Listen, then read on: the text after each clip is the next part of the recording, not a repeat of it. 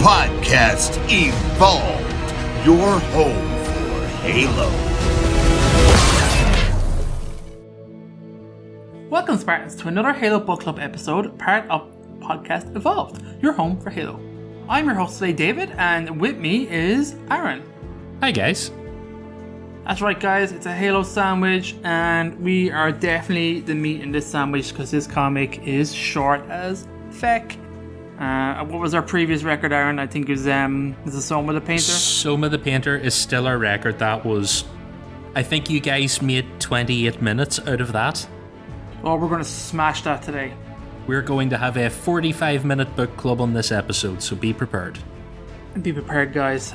Today's is from the Halo, the graphic novel. That's the original graphic novel by Marvel. It is Breaking Quarantine, and it is by Tsutomu Nihei.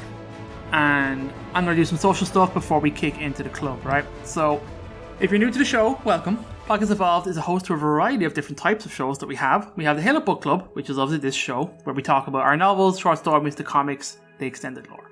We have other shows for Halo Headlines, Bills of Blocks, Halo Book Club, which is this one, and Mission Debrief. We also have like the main show as well, which is all about like the main stuff of Halo, the news and all that kind of stuff that happens.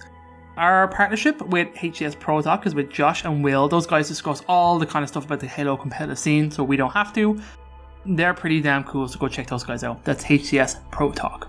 So you can learn more about each of them on our website. It's pretty damn awesome. A lot of work went into it, guys, so please go check it out. It's halopodcastevolved.com. It is also halopodcast.com because we're that cool. So go check that out. If you like the show, please give us a review and rate us. The reviews really do help, guys. We like the criticisms. We like to know what we're doing, good, bad, negative, all that kind of stuff, so we can fix and improve anything we think or you guys think we should. And finally, I have to give a shout out to our patrons because they're incredible. So that's right, guys. We have a Patreon and it's incredible. It's so cool. This is so goddamn good.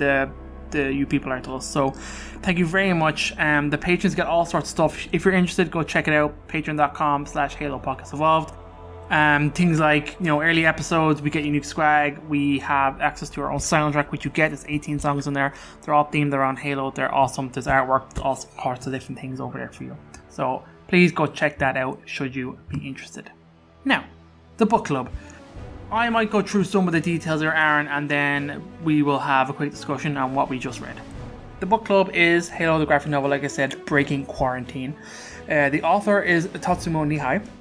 He's a Japanese fellow.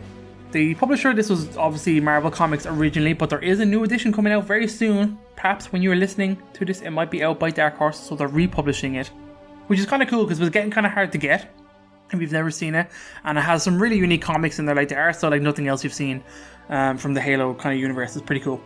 There's various formats. It's pretty much hard. It's hardcover originally, and the paperback is what's coming out now. I have a paperback as well, so it must have been an original paperback at one stage. Aaron, what copy have you got?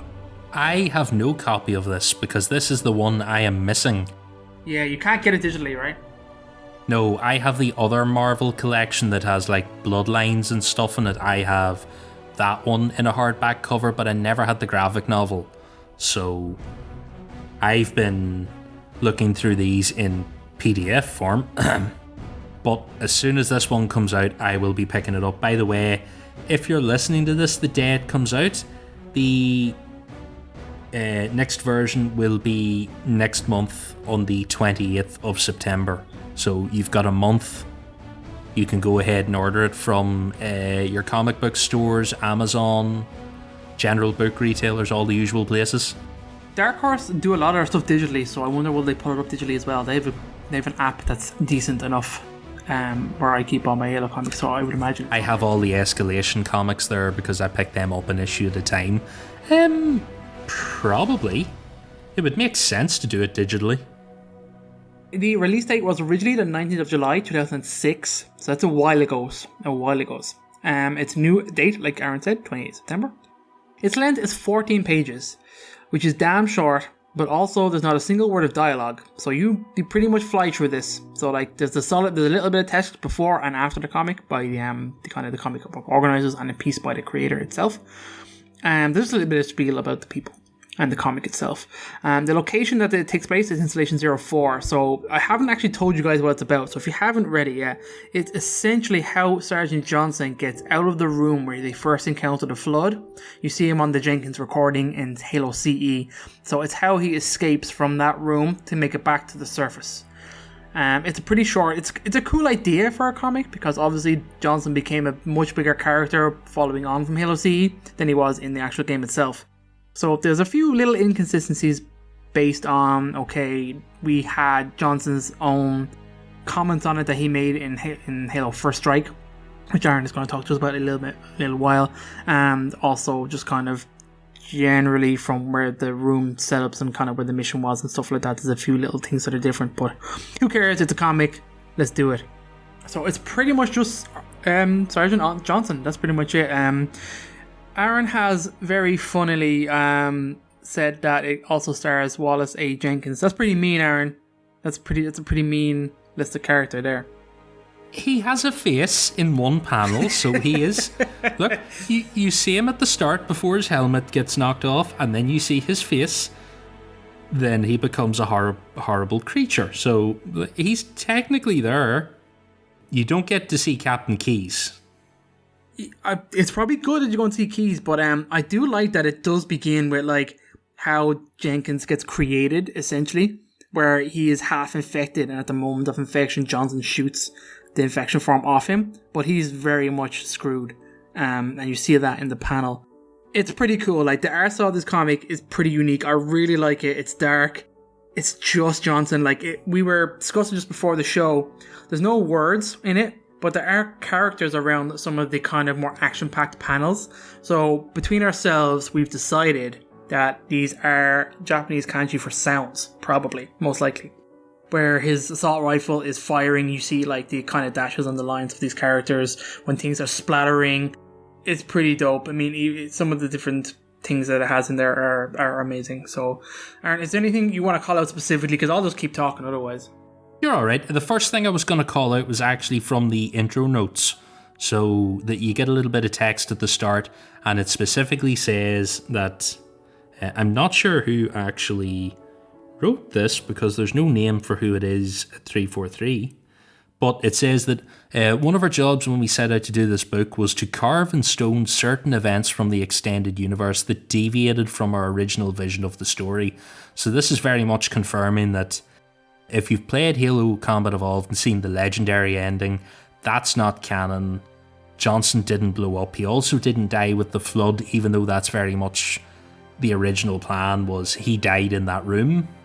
But then they brought him back because he was far too good of a character to waste on that, and instead they killed him in Halo 3. But anyway, so I thought that was interesting to be like, we have this idea, we need to set it in stone, this is how Johnson got out of there. And then they talk about how they brought it to the #1 Halo fan in Japan, and I love that they asterisked and went, not the best player in Japan, just the most hardcore.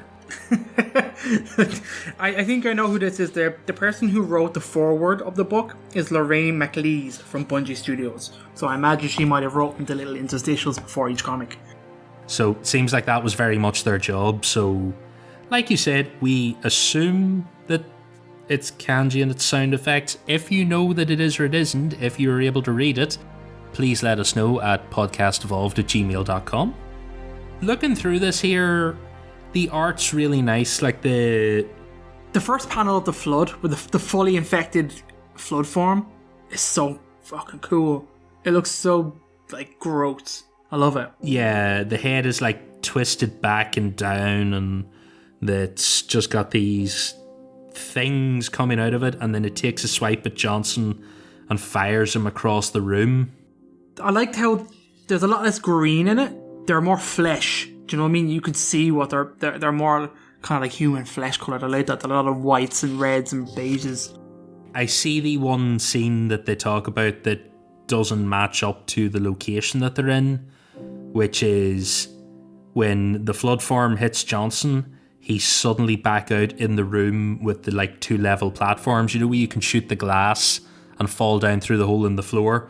So I assume that's the bit that they were talking about, where 1 minute he's in the infection room, and then I assume the theory is that it's knocked him out the door. The problem is when it knocks you out the door, you have to like go up the ramp to the side and then exit. So I noticed that noted on Halopedia as an inconsistency, but I am not that worried about it. The next panel that like really catches my eye is the fight with the shotgun flood in the little corridor, because you know when you've played this mission, you know the level. You go through a door and then there's a little square corridor with a door on either side of the square, and then off to either side there's usually a little room with some infection forms in it. And the colour's just really nice. It's awesome. There's like a cool moment like of him holding the shotgun single-handedly, the flood form, and it's shooting, and you can see all the tiny little pellets come out of the gun. It's such a cool little detail, and they haven't spread yet, so they're all tight together like in a cone. It's really clever. It's really well done. And then like the next one is literally Johnson diving down, shooting with his assault rifle and like mangling its flood form. It's really bright orange as like the two shots of like the two weapons firing, sparking off in this corridor. It's cool. And then he runs out of ammo, switches to his handgun, takes out some more flood forms, and then has to bolt. Pretty much legs it, but like he legs it across this kind of the sky, and like I like the scene where like there's one shooting a needler at him, and it shows a corridor like covered in blood and needles impaled in it. I'm pretty sure that corridor exists like that in the game, and I've always walked through it. And it's blood soaked, it's got needles in it, and it's kind of like, I like the idea that the artist has tied it in to like that corridor exactly. I can picture that corridor in the game. Yeah, when you're on your way out, it's blown up. I think there's a door sort of lying across the ground on one side of it. Yeah. He's running across the grav bridge, and then one of the flood hits the control to the bridge, and he has to leap across to get to the platform on the far side. But I love the way that image of him leaping also has all the image of the flood forms falling off the bridge. Like as if like one guy hit the button and didn't tell the rest of the guys he was going to do it, and then they all just fell down. Look at gas. The next scene shows them like leaping up again. You're like, that kind of makes sense for the flood and how well they can jump. And then he chucks the grenade in behind him and blows them all away. I wonder if that's the bridge in the mission that's faulty. Oh, that would make sense. That's a way of attributing that fault, which would be cool, I think. I like I must say, the panel at the end where he's walking around to the lift. He's this little silhouette in the background is quite nice. It is. And even the picture of him from below going up on the grav lift, and then it's just him at the end looking up at the exit outside. Yeah, and like it captures his face. Like you look at that and you go, that's Sergeant Johnson. Like you don't have to be told. Yeah, if there's only one thing I could say, there's no way he did all this in complete silence. I can absolutely believe Sergeant Johnson would be talking to himself the whole time. Oh, he probably swore constantly. I'd imagine it was just a permanent stream of fuck. There's definitely some good one-liners in here somewhere. There's a good thought. If any of you guys can think of a good Sergeant Johnson one-liner, email them in and we'll read them out in the next live show.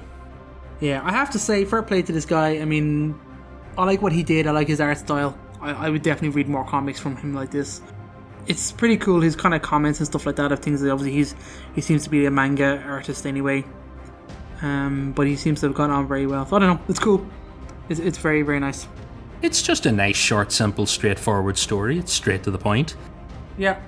It ties in with the wider universe then, because I made a note here that the mention of how Johnson escaped, the only other time it comes up is in First Strike, where it's originally in, I think it's chapter 6, whenever Chief goes to board the Pelican and Johnson sticks his head up and Chief immediately like drags him through and is ready to shoot him in the head. And he talks about how they were attacked by the flood, but I guess I didn't taste too good. They passed me up like I was undercooked spinach at a turkey dinner. That's like his reasoning of it. I always in my mind had this as like a slower thing where he was infected and then it died off, and when he came to, he was the only one left. That's kind of where I always took it as well. I didn't think it was something that he fought his way out of that room, as opposed to it being he got taken along with everybody else, but the transformation process didn't work. They obviously left a fate. Now, this First Strike was 3 years before this book. That's also an important thing to know. So obviously they may have changed their story between that. Bungie do have a habit of tweaking things whenever they feel like it or need it to change a bit. The first couple of panels do have infection forms like on him and touching him and stuff. So like I don't know if like just one of them just didn't take or whatever.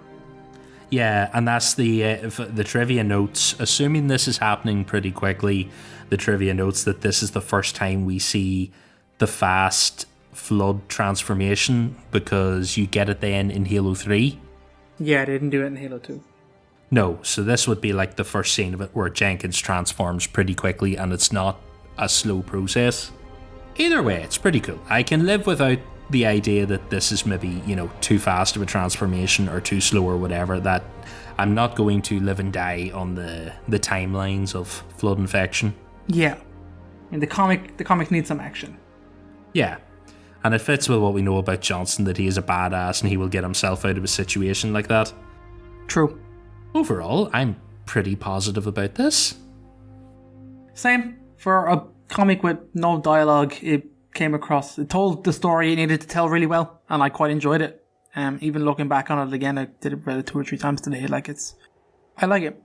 I read those first 2 panels, and when you see the spore hit Jenkins, I can just picture in my head when Johnson shouts Jenkins on the audio or on the video recording. I can just hear that dialogue playing through my head. I am kind of curious why they chose not to show Keys. That's about the only thing. Johnson's focused on Jenkins and then Johnson gets batted out of the room. But I'm curious why they didn't show Keys go down. Well, one of the things they said at the start, I guess that it's herself, Lorraine, who wrote the foreword. They said they just wanted to do so much more of it, but they didn't have money, time, space, is kind of what she said. So, as with all these stories, I wish we had more space, time, money, and ... So I imagine what he did would probably be encompassing way more, maybe more of an introduction to them coming into the room, maybe more of a storytelling of the ship landing, them dropping off in the jungle, getting their way through, they get in, the flood attacked them, Johnson gets out. I feel like, I imagine there probably is more of a story there to be told that could have been told, that probably got cut for space, budget reasons, whatever. Because like you said, you would include Keys in this moment, do you know what I mean? He would be there. You think Johnson would give more shit about him than Jenkins, but whatever. I think we could have shaved a few pages off the last voyage of the Infinite Sucker and put a few in here. I would have been alright with that. Oh, right. Well, I think, is that us? That's us. I think, yeah, we set a record. I think we did a good job. Only we didn't take the piss here. We did a good job of the comic with no text and only 2 of us here. So, yeah, that's pretty good. I'm happy with that. So, everybody, thank you very much for joining us. Like we mentioned at the top of the show, which was only a very short time ago, all of our episodes for all of our shows you can find on our website, halopodcastevolve.com. It features links to our Discord server, Facebook group, Patreon page, all that kind of stuff, and our Xbox Lives club, and all of our contact information. Once again, another special shout out to all of our patrons. Thank you very much for supporting the show, guys, and making this thing possible. So that's patreon.com/halopodcastevolved if you want to learn a little bit more. Finally, we have a voicemail function. We're getting more because Chris is out there pimping it. So guys, if you want to leave us a voicemail, go ahead at 205-EVOLVED. That's 205-386-5833. And with that, I've been your host today, David, and until next time, evolve. Evolved. Evolve.